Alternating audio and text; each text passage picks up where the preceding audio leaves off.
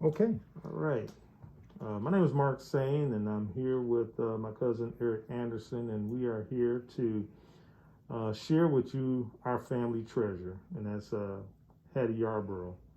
And as you can see, she's been history in the making, not only for our family, but for folks in the Covington and Tennessee area.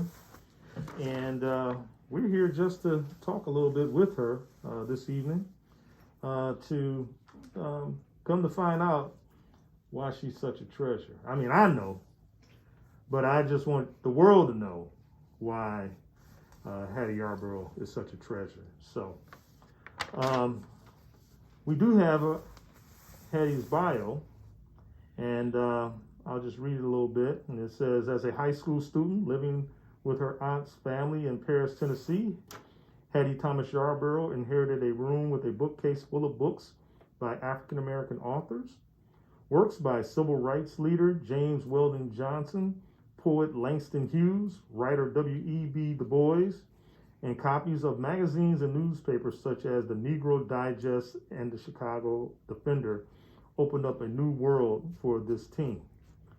Out of that experience, she said, I told myself that there would never be a child growing up around me who would not know what we've made a difference as African Americans in this country. Honored in 1989 as one of President George H.W. Bush's 1,000 Poets of Light for her efforts as a Black history advocate in her Covington, Tennessee community, the then 93-year-old retired librarian and teacher is adding to her legacy. Her World War II scrapbook has been accepted as part of the foundational collection of the Smithsonian's new National Museum of African American History and Culture in Washington, D.C., which opened in 2016. During the summer of 1943, Yarborough worked at the soda fountain at the Camp Tyson Army Base just outside of Paris, Tennessee. I collected pictures, insignias, and patches from military men on the troop trains, those who came into our town for recreation or church, those who came to our house or to Lane College, where I was a student, Yarborough said. Wherever soldiers were traveling, I would ask them their names, hometowns, branch of service. It's all written in the scrapbook. One particular soldier sent her rocks from the Normandy beaches with the D-Day date of June 6, 1944 written His on name them. was Wallace B. Jackson. Wallace B. Jackson, along with spent shell casings. She continued to keep the scrapbook, which also included photos, newspaper clippings, and magazine articles throughout her time working at the Waynesville Junction USO near Fort Leonard Wood, Missouri, following her graduation from Lane.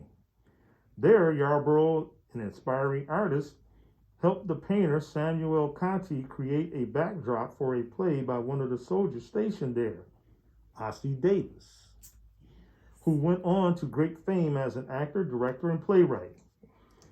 He would tell us he was going to make it big one day, and we'd say, yeah, right. We didn't believe him, she said. Yarborough received her Tennessee Library Teacher Certification at Fisk University, studying with Arna Bontemps, a noted poet and member of the Harlem Renaissance. When she arrived at Peabody in 1964 to begin summer courses that would lead to her Master of Library Science degree, it was the first year that African American students were allowed to live in the dormitories. Yarborough, who continues to actively serve as a commissioner for public housing in Covington and is on the board of directors for Habitat for Humanity of Tempton County, continues to work to correct American history's omission of African Americans.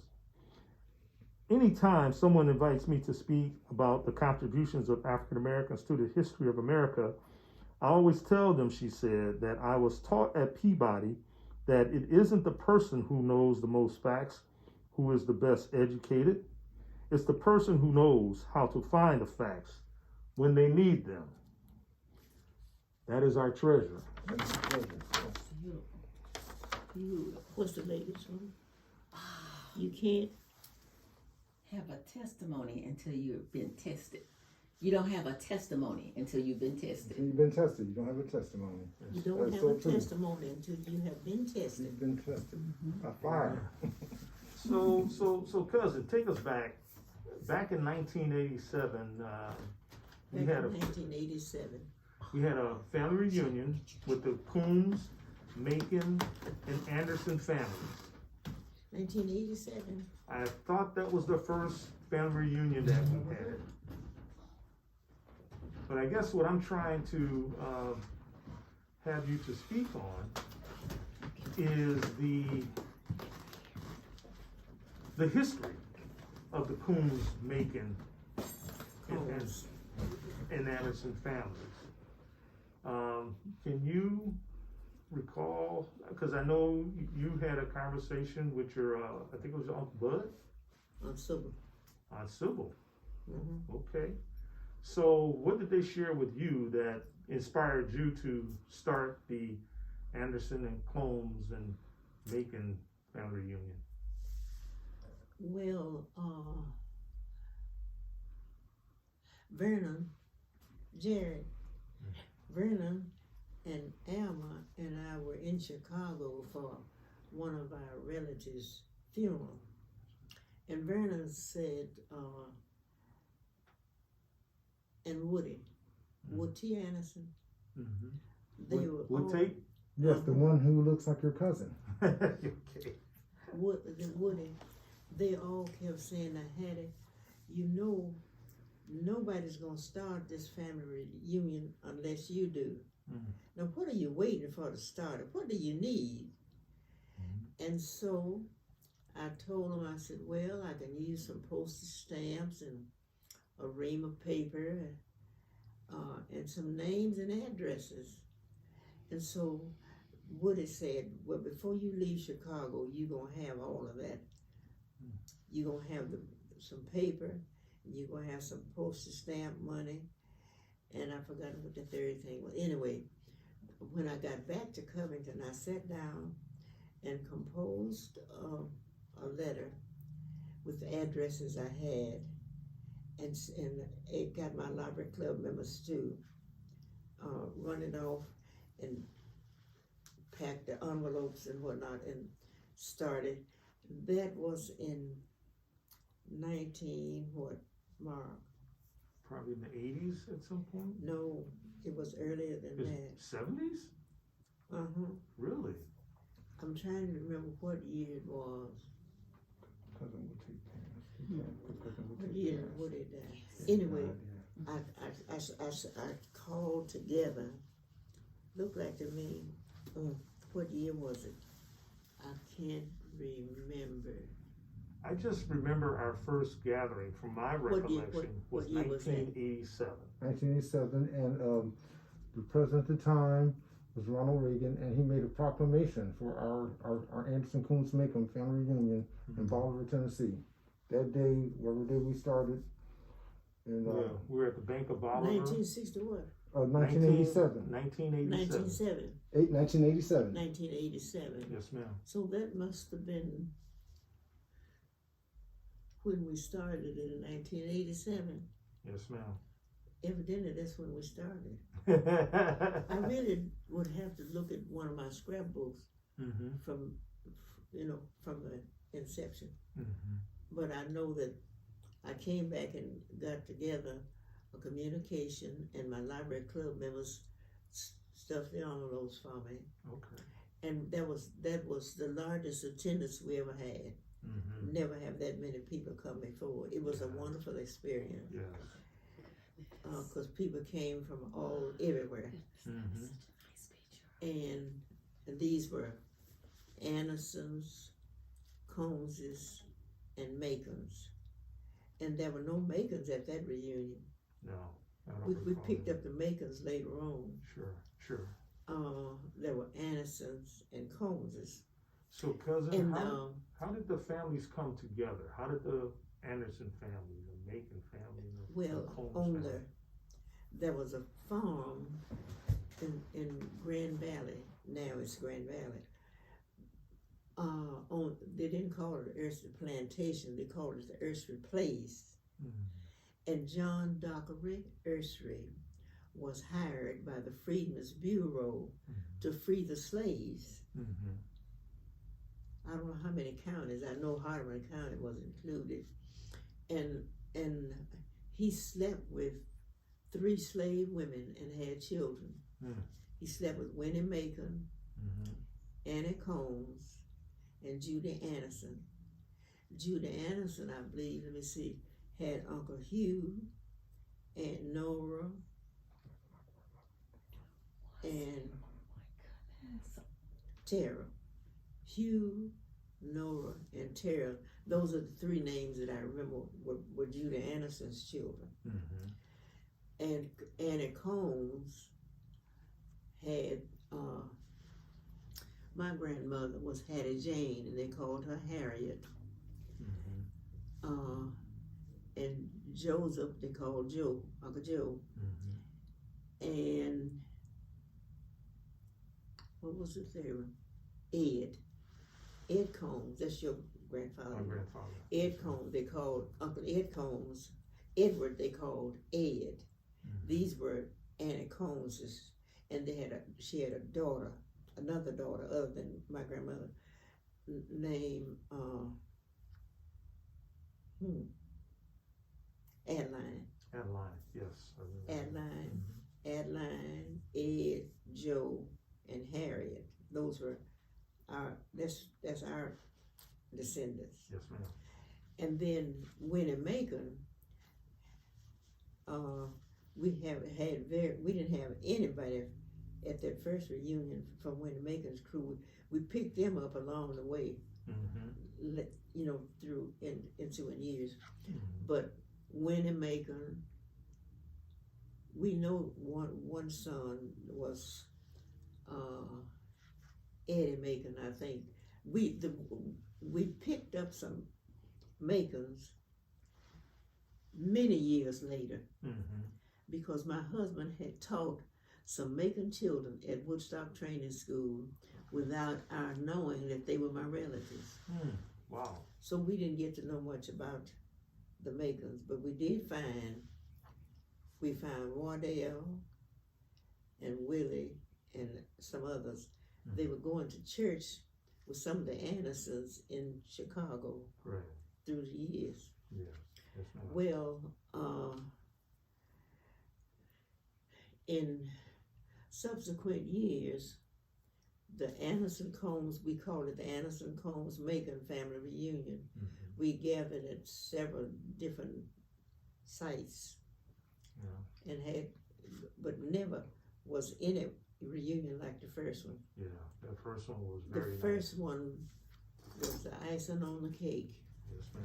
Because people came from everywhere. Oh yeah, I think as far west as far east is Georgia, far west is California, Wisconsin, Chicago, Texas, all over the country. They came from everywhere. Yes, We had people there from California, from Georgia, from Florida, from Alabama, Mississippi, Michigan. Yeah. People were there from all over. We never ever had another reunion that equaled in attendance to the first one. People were so glad to get together, but they didn't follow up on coming, in subsequent years. But some of us hung in there. Yes, I remember. And some of us have stayed in touch through the years. Yeah, it was interesting because that was the first reunion where I met Eric, who is a retired firefighter from Dallas. And at the time, I was a firefighter in Milwaukee. Eric is a firefighter. He's retired now from Dallas City Fire Department.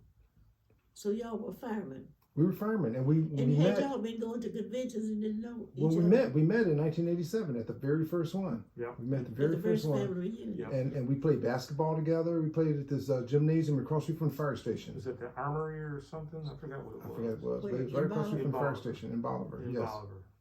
Yeah, pick up I remember it basketball was game. hot as I don't know what. I remember it was hot. It was hot. Yeah, we were out front afterwards with the water hose. Yeah. And since that time, the mayor of Bolivar is one of our relatives. That's the what I've heard. mayor of Bolivar now, Mm-hmm. Junior McTizzick. Right. And Junior McTizzick is an Anderson descendant. Oh, he is. One of Uncle Hugh Anderson's granddaughters or daughters, Uncle Hugh Anderson's granddaughter is Junior McTizzick's mother. Okay. I went to high school with one of his granddaughters. Didn't even realize she was my cousin. We both graduated from Dunbar High School in Chicago on South Side. You know, her last name is Anderson. And my sister Valerie's a year younger than me. So one day, Valerie's friend Cheryl said, Valerie, y'all sure y'all not related? I said, yeah, we pretty sure. Well, y'all last name Anderson, y'all sure look alike. So then fast forward, 76 we're graduating. She was also one of our class valedictorians, super smart. And my dad runs into her dad at the graduation. He said, what are you doing here? He said, my son's graduating. What are you doing? My daughter's graduating. So then they came by the house later. We had a graduation party. Wow. So she was our cousin. Yeah, Uncle Hugh was her The night of your grandfather. Hugh graduation. Anderson's her grandfather. Well, what Her name was Lori Anderson. What was her name? Lori Anderson. Lori Anderson. Yes. Well, we never had her on our list, did we, Mark? Oh yeah, she's on there. She's on there. She knows all about She this. was. She sent me copies of the reunion because I lost my copy and she sent me copies of it, the first one. Well, I'm glad. Yes.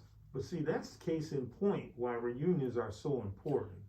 You know, Yes. because you don't always know who your family is, Right. and being able to get family together and just start talking about who's who. Because I know back in the day, a lot of things weren't shared with the children from the parents. Well, you know, I'd like to share this story. When I was a student at Lane, I used to go home to visit with my mother and my stepfather and Alma, who was my baby sister. And there was a couple that worked at Western State Hospital. That's a mental hospital in Hartman County, outside of Bolivar. And there was this couple that would always come and visit. Well, a time or two, maybe the second year that this was going on, they didn't show up. And I asked Mama, I don't remember their names. I asked Mama about them, and when Mama said, Lord, Hattye May, didn't I tell you? Well, I don't know what to expect following that. And she said, old man Miller asked his daughter-in-law, now they worked at Western State, her old man Miller's son and his wife worked at Western State Hospital, but they didn't work the same shift. So one, I don't know whether it was day shift, night shift, but the old man Miller asked his daughter-in-law, where did she come from and who were her folks? And she told him that she came from Grand Junction and told him who her mother was. But she said, I never knew my daddy. Guess what? He was her daddy. Oh wow. He ran to his daughter at the work at the hospital. He had married his sister. And old man Miller didn't tell her that, you know, that she had married her brother. Right. But when the brother came home on his shift, old man Miller told him that he was going to have to get a divorce from his wife because he had married his sister. And the history had it that he left Bolivar that night and went to Knoxville. You just left town. Huh? You just left town. Yeah, just left. Wow. He left Bolivar. Wow. And but he didn't know. He didn't know. know. I don't know how many, whether it was a month or 2 months or something, but anyway, old man Miller died from a heart attack. And that was a story that was kept quiet and kind of under the cover in Bolivar. Right. Well, I found the Macons. I can't remember, how did I find Didn't somebody live in Brighton or right up the road here? But I'm trying to see, how did I find the Macons? Somewhere in subsequent years, I found Macons in Tipton County. And we pulled them in, the family. And that's right Yeah. down the road, right? And the rest is history. Wow. So cousin, why is family so important to you? why is family so important? Yeah. Yeah, why did you And- start this and reunion? this Yes, reunion. You did this. You started this. To me, family is important. And I think people need to know who they are, where they have descended from, and what lies ahead. How can we as a family make a difference in society?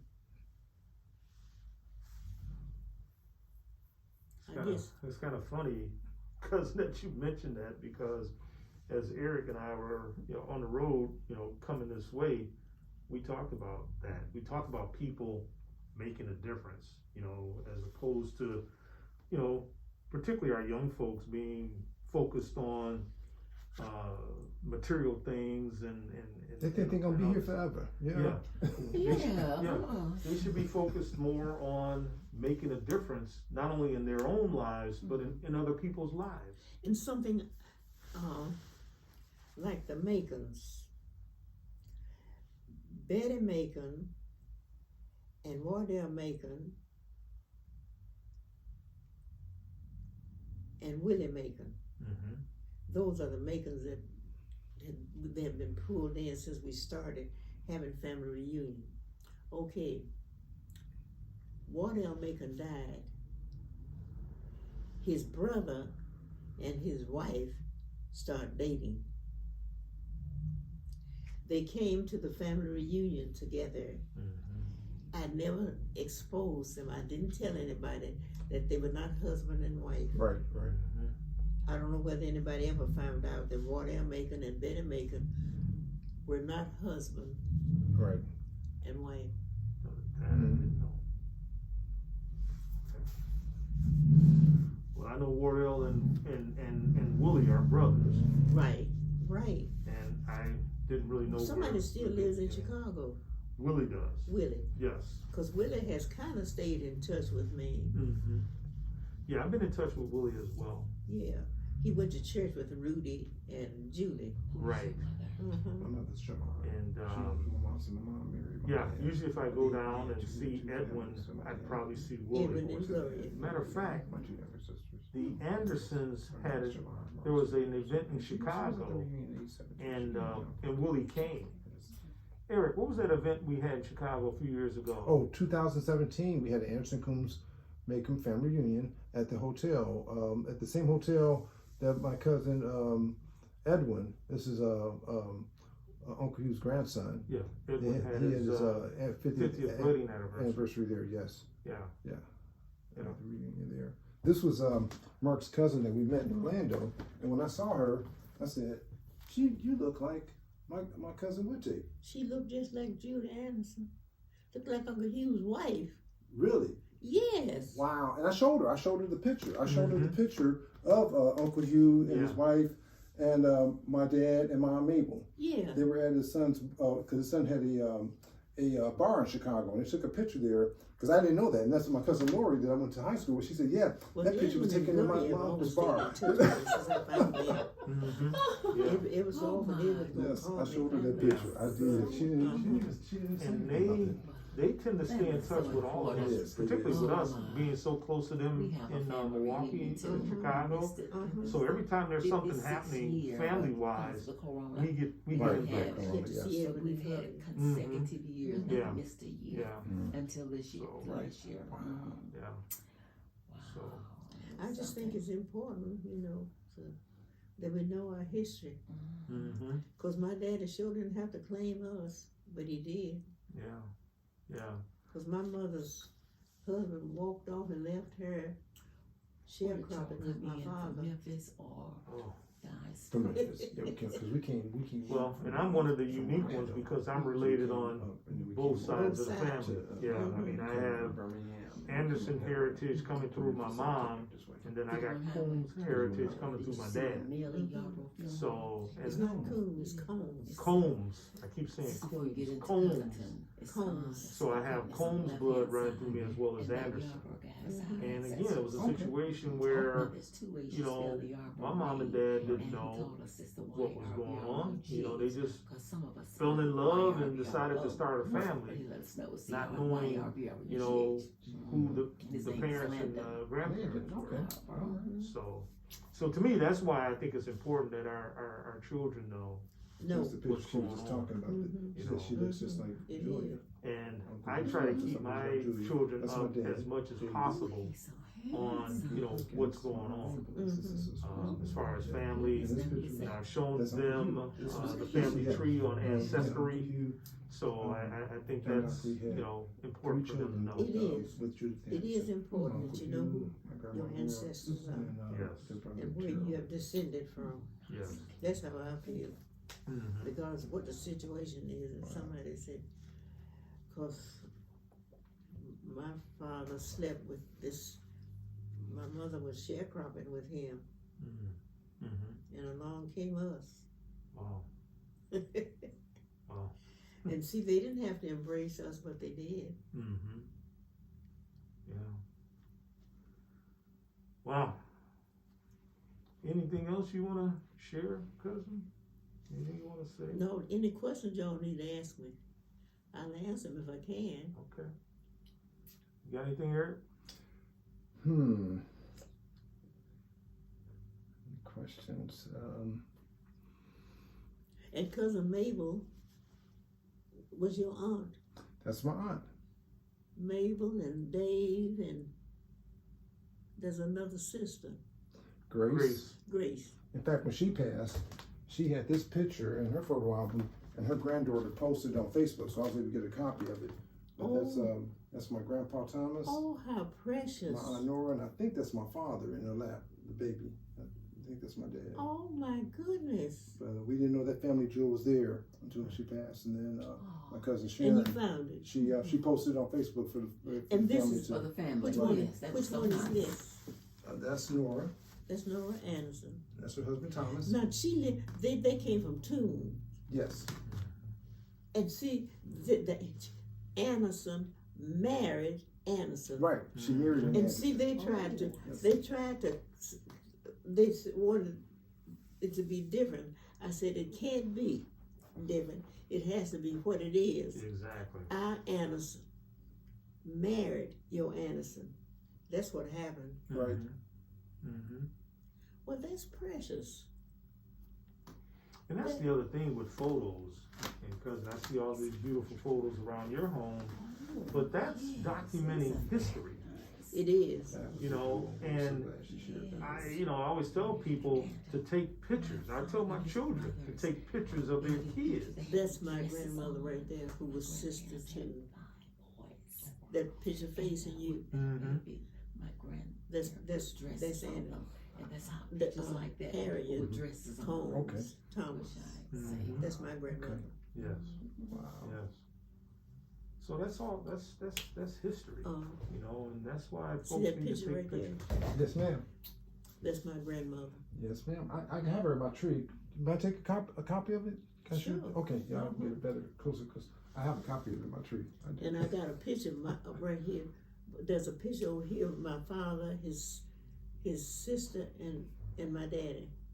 That's back there. Back there, okay. No, it's over here behind this lamp. Okay. See those threesome back there? Yes. That's my father, his brother, and his sister. Okay. Now those are Annie Combs' children, Oh, okay. Oh, Hmm. wow. grandchildren. Grandchildren? Let me see. I'm trying. Their mother was Annie Combs, Mm-hmm. Yeah. and you know they passed. They were forced to pass. You know what? Her grandson was telling this story on Facebook the other day, but he didn't know the full history though. He was telling that Aunt Grace, she was the oldest. So she came up to Chicago in 1927. For some reason, they were on the north side of Chicago, and they were driving by this hotel. And she said, I came up to Chicago, and I passed, and I worked at this hotel on the north side of Chicago. And they had no idea that, she was working at the hotel in Pass White. Yeah. And we had a cousin who worked for Marshall Fields, and the white clerks couldn't understand why B Mason why she would eat with the colored girls. And when she told them, well, I'm one of them, they fired her. That was her story. Wow. They fired her when they found out that she would eat lunch with the colored girls. We've been through something. Yes, They we asked her have. why did she eat with the I don't colored know if they girls. could She said she was stand one it. of them. No. Right. No, They what fired her. it's January What's 6th, nice King's about Day. that is that Yeah. So she was what, claiming some her own, things- as opposed to turning her back on them. Right, She claimed her own. right. Yeah. And they fired her. And I'm sure she probably knew the consequences to that too. You know, if she would have said, well, you know, whatever, and they would have kept her working, but Right. she claimed them as her own. Yes. Yeah, It's the truth. And at the senior center, I got something to tell you. Carrie called me today. Oh, did she? I'll tell you what she said later. But at the senior center where I go here, this area, Linda knows how we sit, you know, across the table from each other and around or something. One of them said to me one day, Miss Hattye, where did you get your color from? Yeah. She fired Miss me. Hattye, where did you get your color from? I said, you know damn well where I got it from. The audacity. Right. Right. Yeah, I said, you know damn well where I got it from. Your folks mixing with us. Yeah, Yes. exactly. And not by our folks' choice. Yeah. Right. Yep. I mean, just the story of this Thomas Dockery coming John to Dockery Ursery, coming and having relations with And you can blow it up, can't you? slave women. And my understanding, 2 of them were married. I mean, I don't know if it was legal back in those times, but the women had husbands and they had children. Am I right? Wait a minute. So what now? Thomas Dockery Ursery had relations with these 3 women. John Dockery. John Dockery. And my understanding is This is post. 2 of them had husbands, right? Judith. She had a husband, right? My great grandmother Judith. They had children, but they would send them to the field so they could have sex with the wives.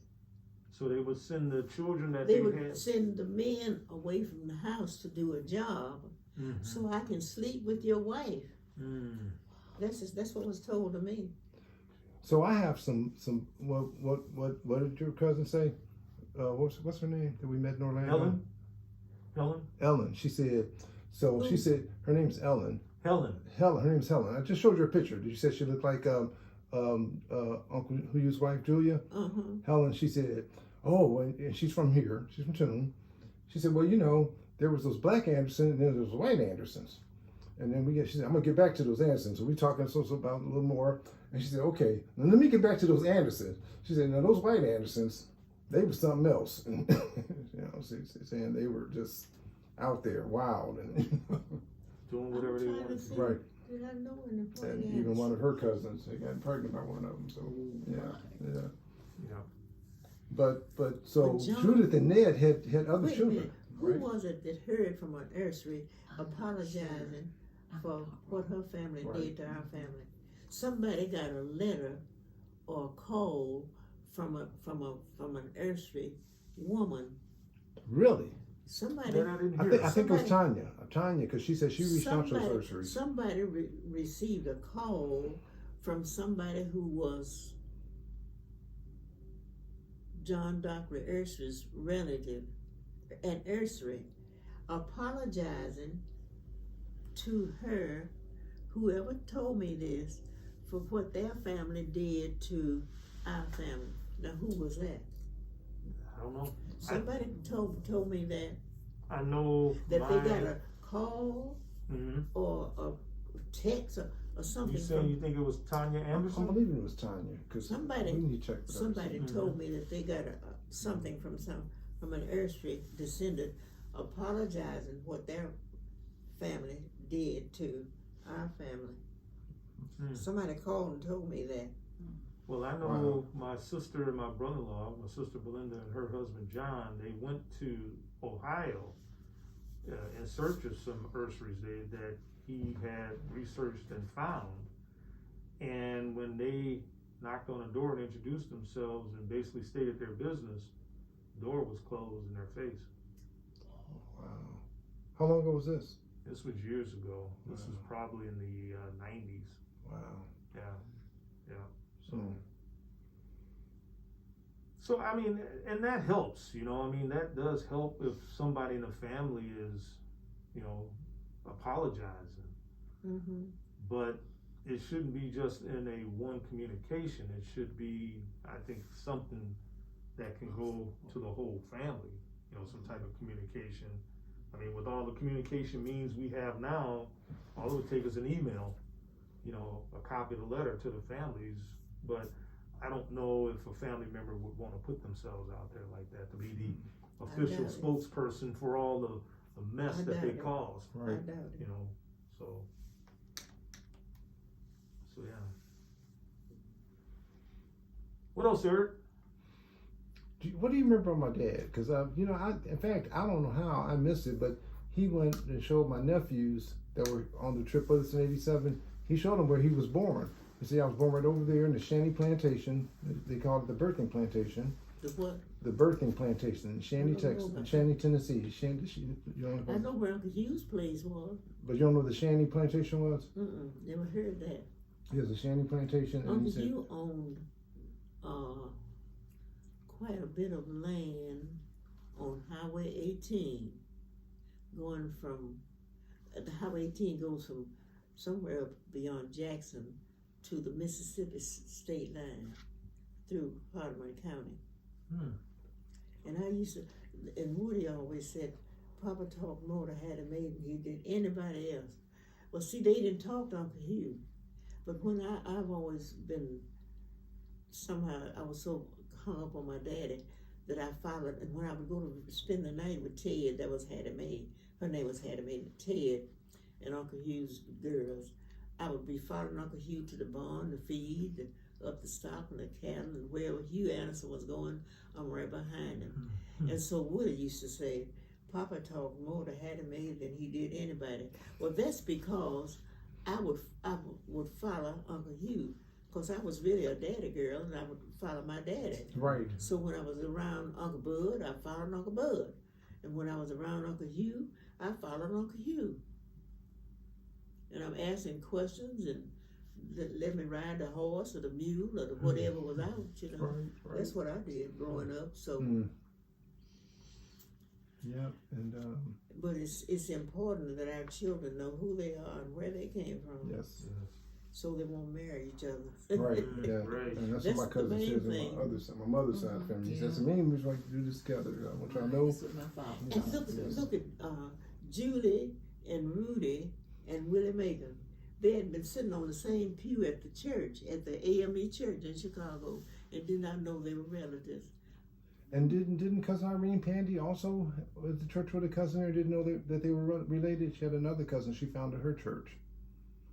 That may be the same case. I don't know. I know that Julie and Rudy and Willie Macon was sitting on the same pew at an AME church in I Chicago. didn't even know. Wow. Yes. Kinfolks That might be- all those years. That might be cousin Irene's church too, because she said because she researches ancestry also, and she said that come to find out she's been in church all these years with her cousin and did not know it. Yeah. And I think it was the Macon sister. She was Is a cousin. Nancy still living? Yes, he is. Yeah, How's she doing? she's After okay. Julie died, looked like to me Nancy kind of went off the deep end. Yeah, she's doing okay. Rudy is the guy I'm Worried about. Yeah. He's not doing well. Last time I talked to him, it seemed like he was still grieving. So. Last time I talked to him, he was. Yeah. Mm-hmm. Yeah. So I meant to reach out to him, and now that we're talking, I'm definitely going to do it. Because they live next door to each other. Nelsie lives next door to And Rudy. Julie lived across the street from each other, didn't they? They're right next door. Yeah. You know, Yeah. you throw a rock over the fence, you're in Nelsie's yard from Rudy's yard. Mm-hmm. So yeah. But family needs to stay in touch with family. Yes, they do. I recently was contacted by another one of my Anderson relatives on my dad's side because you had this DNA thing, and he saw my name was Anderson. And he said his mom had told him that he was an Anderson. He got his height from the Andersons. And I got my other cousin, Lee Owens, he married Martha Anderson, who was one of Really Anderson's daughters. But he did. I knew Martha. He did research. This is her son. His name is Lee Owens because she married an Owens, and he did research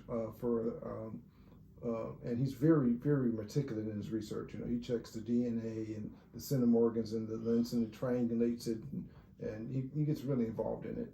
And kind of find out this Frank, his name is Frank Langford, and he's my nephew Joseph's age. He's born in around 77, and he's retired from the military, but he wants to know about the Anderson side of the family. My great uncle John was his grandfather, or his great grandfather. John Anderson. But not my Uncle John, his uncle. It's my great Uncle John. Yeah, my father's Uncle John.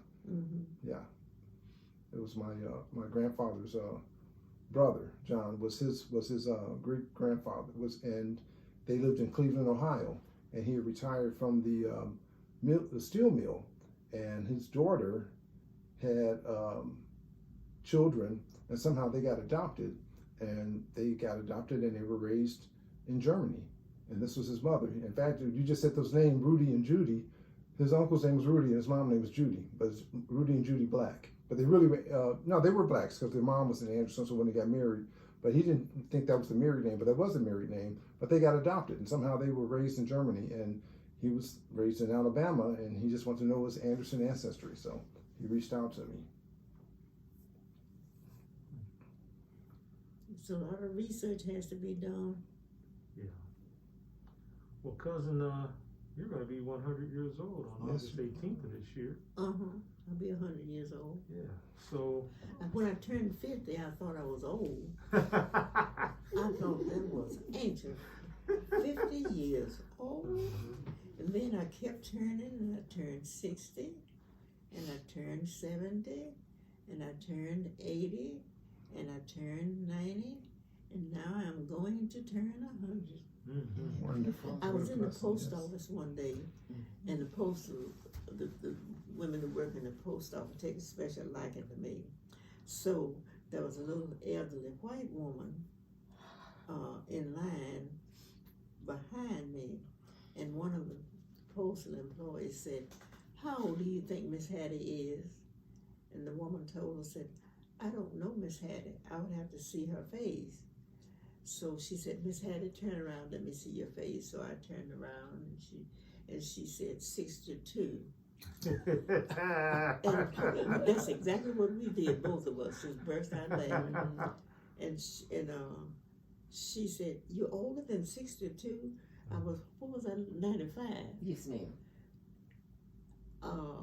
She said, "You're older than 62? And I said, "I can't remember when I was 62. And then she started laughing. And she said, "How old are you?" So Angela said, "Guess." So she kept guessing, and she got up to 80, and she said, "Now you're not 80. I said, "No, ma'am, because I'm older than 80. And when she got to 90, she said, "Now, girl, you know you lying. You're not 90 years old." I said, "No, ma'am, because I'm older than 90. And she said, "No, you're not. Look at your face. You don't have any wrinkles in your face." And so she said, "What do you put on your face?" I told her I use olive oil, and I use witch hazel, and I use Vaseline. "Well, what's your moisturizer?" I said, "Vaseline." And of course she started asking questions about it, and then she said, "Well, since you gave me your secret, I'm going to give you one of mine, that Dr. Ellison," and we have a clinic in Covenant that's called the Ellison Clinic. Dr. Ellison's nurse was my best friend, and she told me Dr. Ellison would tell his patients who had sinus infections to take a Q-tip and dip it in some alcohol and swish it around in their nasal cavity. And so she said, "Now that's my secret." Well, I was in Walmart one day, fast forward, I don't know how long after she had told me this, and I overheard this little woman tell her husband, my sinus is giving me fits today. And I said, should I tell her or should I not tell her? My conscience told me tell her. So I said, excuse me, ma'am, I heard what you said. I said, would you like a home remedy for that? And she said, you have one? I said, yes, ma'am. And I told her, you know, take a Q-tip and dip it in some alcohol, 50 strength or 70%, whatever you want to do. And so this is January. I was in Walmart and a little woman looked at me and she said, you a Hattye Yarborough. You know, just like that, you a Hattye Yarborough. I said, I could be. And she said, do you remember me? I said, should I remember you? She said, you see, I read the leader. They're telling me I had been in the leader. That's our weekly paper. Right. You see, I read the leader. She said, girl, you gave me a remedy, and I will pay you for telling me that. What? She That's would what pay she you? said. Huh? She said she told you she would pay you? She would pay me for giving her the secret to her sinus infection. And I told her, I said, no ma'am, you can't pay me. Every year. What you do is pass it on to somebody else. But she said it worked for her. Yeah, well, that's great. And I have told some other people about it too. Mm-hmm. You know, take a Q-tip and dip it in some alcohol. Whatever strength you want, 50 or 70 or 80 or 100 or something. Mm-hmm. And dip it in the Q-tip and Swiss it in your nation. Yeah. But she's, I'm sorry, because I didn't mean to interrupt, but you know, I read your bio earlier. One of the things that I didn't glean from all this information is your fondness to your sorority. now what? Your sorority. AKA. Your AKA. Is it more than one? I didn't know it was anything but Alpha Kappa Alpha. Well, now that y'all in the vice Yeah. presidency. Oh, yes, right. Yeah, this Oh, yeah. oh, the David, he named Come on. Kamala as his running mate. Mm-hmm. A black male voice called me on the telephone and said, well, I see that the AKAs outran the Deltas for the vice presidential nominee and slammed the phone down. Mm. Now, who was that? Either a Delta husband or somebody who resented my being, somebody who resented the fact that I'm a staunch AKA. Right. That's all right. One of Yes, the it other. is. One or the other. Mm-hmm. Why would somebody do that? Right. I mean, because I now see. it's all the Well, divine line. All and everybody's just- not just simplistic. like Like this. this is glad we have Well, here. right. We're all the same Mhm. sorority. You know, I see yes, that the embrace that. AKAs outran the Deltas for the vice presidential nominee. Bam! Mm. People are so envious and jealous. They are. And don't have to. So cousin, out of all the things that you have done, what are you most fond of?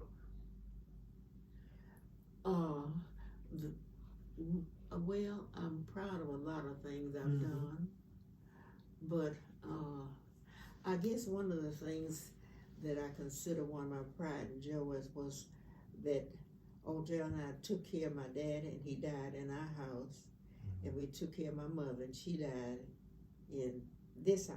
Papa Johnny died in that little blue house you see down there. Okay. That's one of the things that I feel I was really, that I'm happy that I was able to take care of my parents Mm-hmm. in their old age. Mm-hmm. That's one of the things that I really have been proud of. And then the next one is that I married the love of my life. I did. That's all right. Tell it. He's Well, my you second know- cousin, my father's first cousin, my second cousin. When I hear people say I married the love of my life, I don't know what they mean. Mm-hmm. At one of the Yarborough family reunions, some of my little John Adams girls called me up and said, Auntie Hattye, I want to talk to you. I said, okay. So she took me by the hand to a table and we sat down. And she goes to Middle Tennessee State. She said, she was dating this boy, and he wanted to get married. And she didn't know whether she should marry him or not. I said, honey, if you have to ask somebody else, then he's not your guy. Right. So she said, well, how did you know you wanted to marry Uncle Odrell? I said, well, when I got to the point where I didn't want anybody flirting with me, and I wasn't flirting with anybody, and I couldn't imagine living without Odrell in my life. I couldn't think of Odrell, because he was engaged to somebody, and I was too. Oh, we were. He was engaged to somebody, and I was engaged to somebody. But I couldn't imagine. I didn't want to live with not living with Odrell. I couldn't think of my life without Odrell. That's how I knew. So when I say I married the love of my life, I did. Yeah, that's beautiful. Because I truly did love Odrell. That's good stuff. Yes. That's it. And did I love him, Lily? Yes, ma'am, you certainly did. Yeah, he felt it all through. He felt it. I know he did. I know he felt the love. I know he felt the love. Yes. And I got a chance to take care of him until he died too. Sure did. Yeah. Wow. That's how I knew I married the love of my life. That's wonderful. I didn't want anybody flirting with me, and I wasn't flirting with anybody. And I couldn't imagine what life would be like without Odrell. I didn't want anybody else in my life. Wow. And that girl Odrell was engaged to tried all the tricks in the book to get him. See? Because he was engaged to somebody, and I was too. Yeah, them tricks don't work. No. Not when it's true But love. she sure did. She tried every trick in the book. Wow. And the last one was one Christmas. My mom and my stepfather lived in Paducah, and I was going to Paducah for Christmas, so I had invited Odrell to come to Paducah for Christmas. And she told one of her friends, and she was in Mount Bio. That's as close as she could get to Covington. Was Mount Bio. That's a Black City, Mississippi town. And she couldn't get any closer than that. And she told that to tell if Odrell didn't come spend Christmas with her, she was gonna commit suicide. So Odrell called me and said, Hattye, Ruth is threatening suicide if I don't come to see her for Christmas. I don't know what to do. I said, yes, you do know what to do. If she puts you in the trick box and gets you down there for this, then she'll try another trick and get you to do something else that she wants you to do. So I expect you to be in Paducah whatever time you're supposed to be there. He was there. You there? I told her I expect you to be here. That's all right. So I sure enough married the love of my life. I did. I don't know what anybody else mean when they said they married the love of their life. But I couldn't imagine nothing. I didn't want to think about anybody else, and I didn't want to be with anybody else but Odrell. So that's how I knew. That's all right. Don't y'all want to find a place to eat? We'll get to that. We'll get you that. We'll Yes. get to that. We'll get you that. Now, I'm trying to get y'all some food. Y'all been here. No, we'll get that. Yeah. No, you have to eat. What does that Ball Butcher's closed? Is it? yes. Well, it's open on Tuesdays. That's On Tuesdays? No, okay, so they probably switched the days. 'Cause Yes. They haven't changed their website. They do They something used to be crazy. closed I on don't know what it Tuesdays. is. They close on Monday, Lily. Close on Mondays, Now they close open on on Mondays and open on Tuesday. Yeah, they switched it, but they didn't switch it on their website. Because I looked it up, and it said that it was Tuesday they were closed. They close on Yeah, sure Tuesday. did. Because But they're Mark was not. concerned about that. I wonder if they're open or not. It closed on Monday. Yeah, because a lot of Now it's closed on restaurants Monday. are closed Yes. on Monday. Yes, a lot of them are. They Yes. close weekend. Yeah, and yes, so they 'cause they get a break cook from the the weekend. barbecue for them. Kind of The next day? I guess that's what it is. But Well, now there's a Absolutely. Well, like I said, because there was no cars out there, so Yes. that nobody. meant it was closed. Yes. I know they do something strange. What about Wells Kitchen? Have you ever eaten there, Lily? Oh, you and I've ate there several times in Brighton. Yeah. Yes, Now ma'am. they have some good food. Mm-hmm. Well, I don't know what their closing time is. Check Wells. What is it? Wells Kitchen, Kitchen in in Brighton, Brighton. Tennessee. See Mhm. what Brighton. I think we Okay. drove by that spot. I think we did. I think No, we you did. didn't, 'cause it's Did you not see on the the highway. cars in it? It's not? You probably saw a sign. I focused on Wells the Kitchen, Brighton, margarita Tennessee. place and the steak Listen. place. They had me with margarita, you know? Oh my. What? The Mexican place, the margarita Oh place. yeah, the Mexicans. We have not. Lily and I have not eaten in there. You eaten No, there? I've never eaten there. I usually go to IHOP, or either the Mexican place at the up end of town. Oh, okay. But their parking lot was full. Presidente. Presidente, their parking lot was full. It was full. Presidente. No, this was margarita. Oh, We drove right by it. Yeah, Uh-huh. it was full. Yeah. They had some good food. I like the baked stuffed potato. Because Lily and her sister brought me some food. Okay. Yes. Taking care of you. Yes, we tried to. This centenarian, about to be 100. Yes, she deserves What a it. blessing. Lily's been with me since my birthday. In August. You know, She On my asked me to 99th live birthday, with her. Lily came home with Stay me. with her. Isn't that sweet? Mm-hmm. that is very sweet. Yes. It closed at 8 o'clock.